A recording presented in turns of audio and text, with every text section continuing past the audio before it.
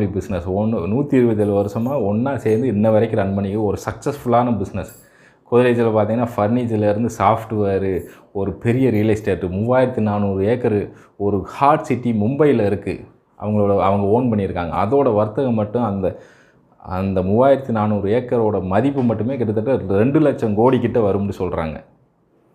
Government official record படி அது 1,47 கோடி 1.4 lakhs crore வரைக்கும் வரும்ன்றாங்க. ஆனால் அன்அஃபீஷியலாக அதோட கவர்மெண்ட் ரெக்கார்டை விட அன்அஃபீஷியலாக மார்க்கெட்டிங் பண்ணமாக 2 லட்சம் கோடிக்கு மேலே வரும்ன்றாங்க அந்த ஒரு லேண்டு மட்டுமே.